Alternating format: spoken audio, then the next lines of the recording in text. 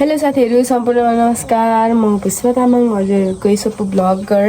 अहिले चाहिँ म हिजो भर्खरै गाउँबाट आएको अनि खादबारीबाट गाउँ आएको होइन। अनि आउने बित्तिकै म चाहिँ हिजो हामी बाई वकिङ हिँड्दै आएको होइन। अनि बिहानै बाटो लागेर हामी हिजो आइपुग्यौँ। अनि आइपुगे पश्चात चाहिँ हामी आउने बित्तिकै कामतिर लागेर हिजोको हाम्रो बर्खाको कामहरू पनि हिजो नै स्टार्टिङ गरिसकेको छौँ।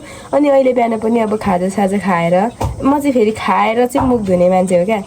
उठ्यो खाजा बनिएको रहेछ होइन, कुनल पनि एकपट्टि छौँ। उठ्यो खाजा खायो अनि खाजा खाएर चाहिँ मुख धोएरै काममा हिँड्न लाग्यो होइन। अनि गेम आज अर्जेन्टिनाको गेम पनि थिएछ। एकछिन हाफ टाइमसम्म गेम हेरेर अब चाहिँ कामतिर जान लाग्यो साथीहरू। सो म चाहिँ आफ्नो ड्रेसमा चाहिँ यहाँ प्रस्थान गरिसकेको छु। हिजो हामीले अदर बाटोमा यसरी नास्पाती पनि भेटेको थियो। नास्पाती टुक्दै कामतिर जाँदैछ। आजको काम चाहिँ के छ त हेरौँ न त साथीहरू। लेट्स सी है। यस्तो छ मौसम चाहिँ एकदम है। बर्खा हो, पानी परिरहन्छ, घाम लागिरहन्छ। मौसम चाहिँ यस्तै हो है डेली। हिजो एउटा खेत सक्यौँ, अब पानी भयो भने लगभग छिटै नै सक्छौँ। मेरो छुट्टी पनि 15 दिनमा 3 दिन चाहिँ मैले स्पेन्ड गरिसकेँ। काम गर्नुपर्ने छ घरमा। समन स्कुल मिलाएर so I am going to stop this blog. ल साथीहरू, पर चाहिँ हाम्रो मम्मीले घाँस काट्दै हुनुहुन्छ, यहाँ देख्न सक्नुहुन्छ। अनि यो गएर घाँस सबै काटिसक्नुपर्ने भैँसीलाई, बाख्रालाई, गोरुले। अनि मामाले चाहिँ यहाँनिर मकै भाज्दै हुनुहुन्छ। बाँदरले चाहिँ एकदमै खाने ठाउँ हो यो चाहिँ, त्यही भएर छिटो भाज्नु भएको। बाँदरले खाएर सकिनै त हाल्छ। अनि यहाँ दिदीले पनि घाँस काट्दैछ, बुवाले पनि मकै भाज्दै हुन्छ। हाम्रो आगो हुनुहुन्छ यहाँ माथि। आगो भनेको चाहिँ काका है साथीहरू। काकाले चाहिँ यहाँ जोत्दै हुनुहुन्छ, रोपाइ लाउन लाग्नु भएको। आगो हाम्रो आगो त्यही हो गाइस। मैले नि यहाँ घाँस काट्दैछु for example, you can see है। पक्री ये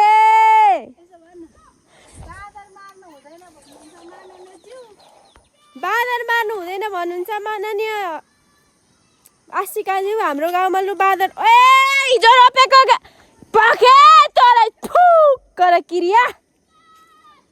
बाँदर मार्नु हुँदैन भन्नुहुन्छ नि, यहाँ बाँदर मार्नु आउनु छिटो। ए देउताको ढुङ्गामा बसेर मुत्यो चोक्ताले त फुक्कर तैर त रातो न रातो चाक्ता कुइ जाओस्। ओह तँलाई हेर्नु न, यो त यहाँ रहेछ है। ओ फुक्कर हनुमान हुँदैन है, थुकी पठायो सरी। अब मकैबारी छ कि। अनि यो आउँछ क्या बाँदर चाहिँ एकदमै। कुकुर बाँदर हेर जाँदैछ है, तँलाई बाँदर दौडै छैन। जा लाउरै ल होइन हौ साथीहरू। घाम लाग्दा पनि गर्मी, नलाग्दा पनि गर्मी, नलाग्दा पो अति हौ। काम गरेर किन हो, गर्मी नै मर्न लागिसक्यो। So I am suffering by allergy होइन, अनुहारमा एलर्जी भएर साथीहरू है। यो पासेर होला क्या सायद। आम्मामा यस्तो गर्मी भइरहेको छ नि। म चाहिँ अहिले टाइम चाहिँ रेस्ट गरिरहेको हो। त्यहाँनिर अहिले गएर फाडिरहेको छु, यु क्यान सी। अनि यो तलतिर पहिला यतातिर सबके मकै छरिन्थ्यो। बाँदरको कारणले गर्दा हाम्रो पनि त्यहाँ तल सबैभन्दा धेरै खेती हुने मकैको त्यो तल थियो। बाँदरले गर्दाखेरि हामीले त्यो खेती गर्न छोड्यौँ। प्रायः मानिसहरू चाहिँ बाँदर पीडित नै छन् क्या। पहिला लेकमा बाँदर हेर्नुको लागि तल औल झर्नु पर्थ्यो अरे। अहिले लेकमा बाँदरको बिग छ। त्यो माइती घरमा बाँदरको लागि आन्दोलन गरेर बाँदर मार्नु हुँदैन भनेर आन्दोलन गर्ने मान्छेहरूलाई के गर्नु, तिनीहरूको घरभित्र बाँदर छिराइदिनु पर्ने क्या। 200+ कफी बिरुवाहरू छ साथीहरू। आज चाहिँ यसलाई हामी रोप्न जाँदैछौँ। ल लेट्स सी। मैले चाहिँ भारी लाएर राखेको छु यहाँनिर। अनि अब यो रोप्ने काम चाहिँ आजको डेमा गरिन्छ। अघि यो साथीहरू मेलोतिर है यसरी।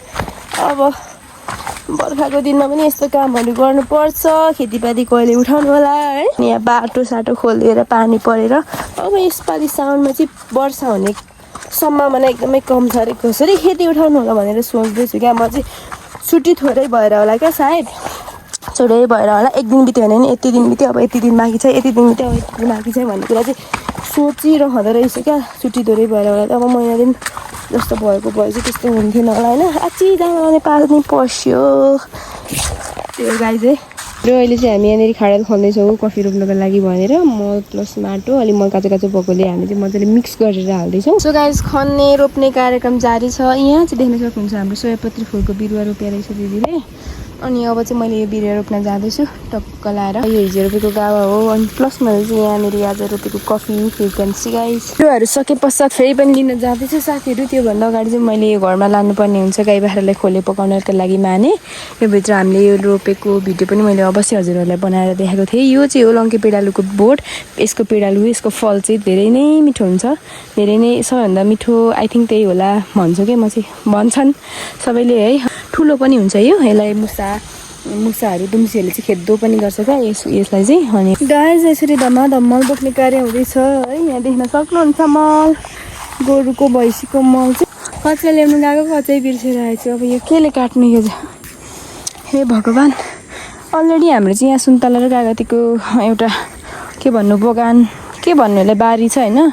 अनि यसो हामीले चाहिँ अब कफीलाई एड गरेर यस्तो गर्न लागिरहेको छ। यहाँ पहिला खेतै थियो हामीले चाहिँ यस्तोहरू रोपेर चाहिँ तिनै खेतहरू बज्याएको हो क्या। ल साथीहरू यसरी खाल्डो खन्ने क्रम जारी नै छ है। तर लास्टै गाह्रो पऱ्यो। यहाँ चाहिँ पहिला हामीले काठ काटेको ठाउँ हो। अनि आज चाहिँ केही हामीले लगभग 15-20वटा जस्तो बिरुवा रोप्न लागिरहेछ।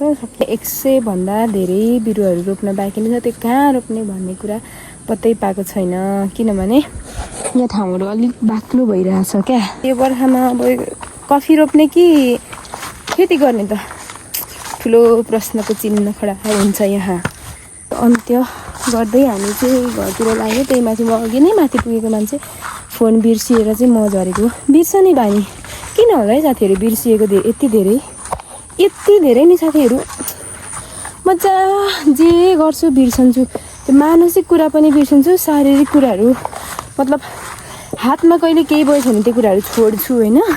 अनि कसैलाई यस्तो भनिदेऊ ल, यस्तो गरिदिनु ल, मलाई 1-2 दिनपछि यस्तो गरिदिनु यताउता भनेको थियो भने त्यो कुरा म बिर्सिहाल्छु कि मलाई पटक सम्झाएर पनि त साध्य हो भने त्यही पनि सम्झाउने मान्छे पनि त हुनु पऱ्यो होइन। अति नै बिर्सिन्छु के कारणले हो भन्छु क्या। मलाई लाग्छ जब मान्छेले एकदम प्रेसर दिन्छ कुनै बेला अलिकति मान्छेलाई धेरै टेन्सन मानसिक रूपमा यस्तो कुराहरू लियो भने पनि त्यो कुरा हुँदो रहेछ भन्ने कुरा चाहिँ मेरै के भन्नु गाईबाट थाहा भएको पनि हो। सो त्यही हो साथीहरू है। घाँस पनि निस्क्यो, हामीले बिरुवाहरू पनि रोप्यौँ अनि अहिले चाहिँ लागिरहेछौँ घरतिर। I forgot to in my blog guys होइन। म चाहिँ नुहाइदै गरेर खानासाना खाएर बसिरहेको छु।